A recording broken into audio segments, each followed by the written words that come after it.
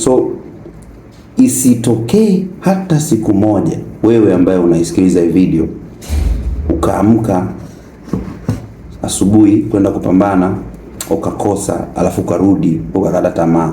Never in your life. You should never do that. Never. Usije ukajichanganya ukakata tamaa. Watu hawataki kukata tamaa. Nigga, watu hawakati tamaa. Watu wanapambana. Wagwan. Well, naitwa Timo. As you know, man over everything. How's you? Alright. Sasa bwana, leo na kisa fulani nataka nikusimulie, na hiki kisa bwana kimefanya nione kwamba maisha yana vitu vingi sana ambavyo tunatakiwa kujifunza sisi kama vijana. Kuna sehemu nilikuwepo na umbali wa kutoka hiyo sehemu kwenda barabarani ni pale kidogo kama mwendo dakika 1.5 hivi. So wakati natembea kutoka hiyo sehemu kwenda barabarani kwenda kupanda vibajaji vyetu vya kuchangia, unajua siku hizi nakula kibajaji, kwa hiyo ni unyama tu au daladala of course. So wakati natoka, nyuma yangu kulikuwa na jamaa anaokota makopo na mimi nilikuwa nimeshika chupa ya maji ambayo ndio ilikuwa namalizikia. So nilipomaliza nikamkabidhi, na tukawa tunaenda. Nikamuuliza kwa siku yeye anakusanya makopo kilo ngapi? Akasema wastani anakusanya labda kilo 20. Sema muda mwingine kilo 20, muda mwingine kilo 10 na vitu kama hivyo. Na kilo ni shilingi ngapi kwa eneo ambalo nililopo kule? Akasema ni 330 ya makopo yale, 330. So ukichukua hapo 330 shilingi 330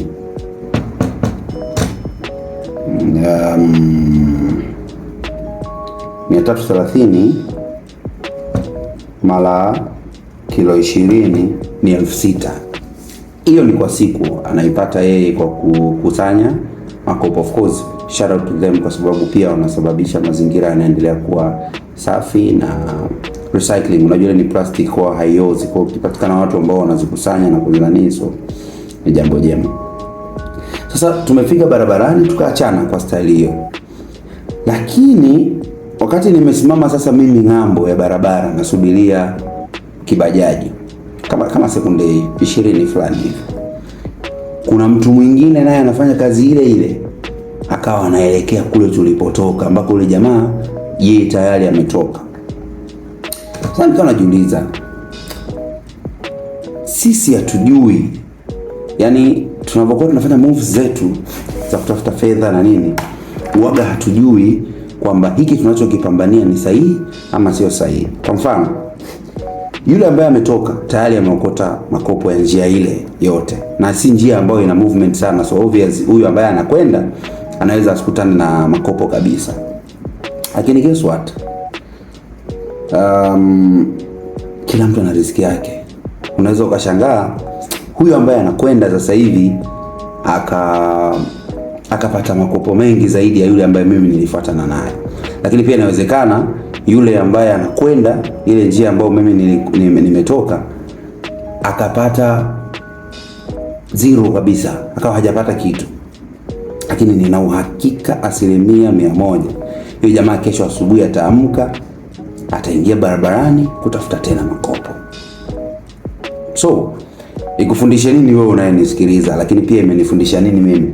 Kwamba tunapoamka asubuhi kwenda kwenye makazi yetu, wengine mmeajiriwa, wengine mmejiajiri, whatever, mnaenda kuitafuta pesa ambayo huyo unayeenda kumfanyia kazi ili akulipe, yeye naye hajui kwamba hiyo pesa hana miadi nayo.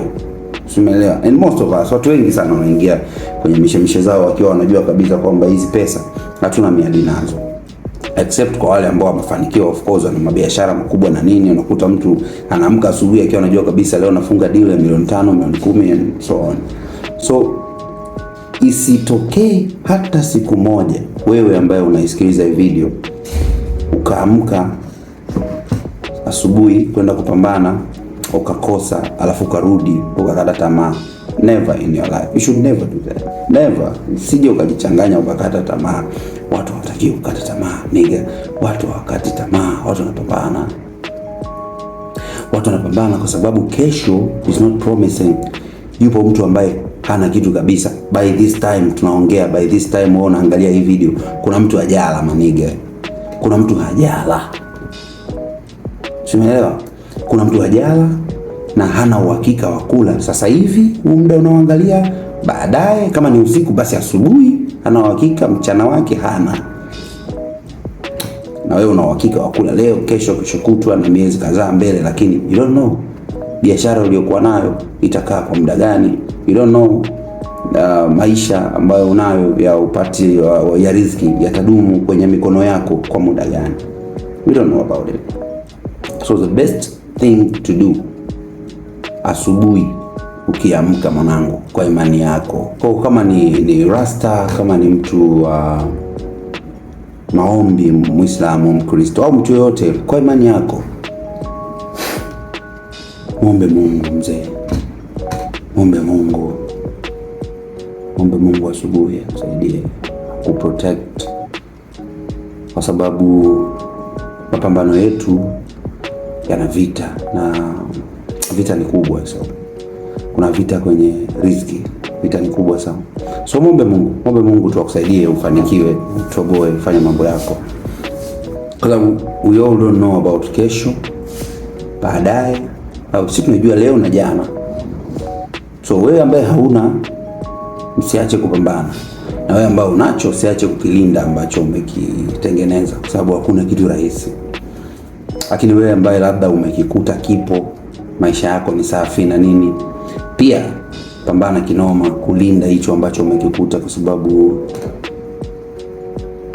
hauwezi kutengeneza legacy kizembe. Hata kama umekuta labda una mazingira mazuri tayari na kitu kama hivyo, legacy haijengwi na watu wazembe, inajengwa na watu ambao wanajua kukomaa kweli kweli.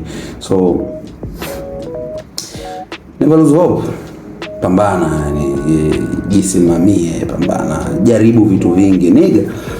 Mimi bwana nitakwambia kuhusu kujaribu vitu vingi, na nikikwambia vitu ambavyo naweza kuvifanya, kwa wanaonijua of course wanajua naweza kuvifanya, lakini wewe ambaye unahangaika, unapambana, uweke vizuri maisha yako, unatakiwa ujue kwamba usiache kupambana, usiache kumwomba Mungu wako. It's your life. So do kitu ambacho kitafanya wewe uendelee kusustain. Kama ni power, kama ni pesa, endelea kupambania hivyo. Kikubwa usivunje sheria za Jamhuri ya Muungano wa Tanzania, lakini usiteteleshe imani za watu wengine.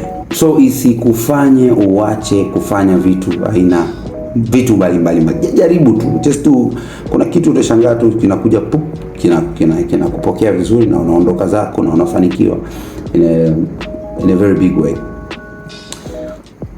So yeah, leo nitaka tu niongelee mambo fulani sensitive. Wanaopenda vitu sensitive watanisikiliza. Wasiopenda vitu sensitive, it's fine. You can just go ahead and scroll. Lakini kama unapenda kujifunza, of course utakaa hapa usikie hiki ambacho nina kizungumza au kukisema. Shout out to all people ambao waliona video yangu ya kwanza wakaniambia, mwanangu, this is a good thing, endelea kukifanyia kazi. So leo nimeongea na nyinyi kuhusiana na motivation. Tusiwe watu wa kupata tamaa, tuwe watu wa kuomba Mungu, tuwe watu wa kupambana, tuwe watu ambao tunaamini kwamba kama leo ni ngumu, kesho ni nyepesi. Tunajua kabisa kwamba kama leo ni nyepesi, kesho inaweza kuwa ngumu. Kwa hiyo lazima niandae hiyo kesho ambayo ikija ikiwa ngumu, mimi niwe nimeuandaa wepesi kwenye huo ugumu, kwenye kupambana na kuset standard na malengo ambayo unaweza ukafanya mambo yako yakafanikiwa. Thank you guys, and tusiache kuchekiana, tusiache kupigiana same likes, comment and shares, YouTube of course, Instagram na TikTok. Usahau kunifollow please. Stories zangu ni ndefu, sometimes labda hazieleweki kwenye akili yako nani, lakini you never know, inawezekana ninachokiongea leo sio muhimu sana, lakini nitakachokiongea kesho ni muhimu. So ukinifollow, hicho cha kesho kinaweza kikakufaa. Thank you and bye bye.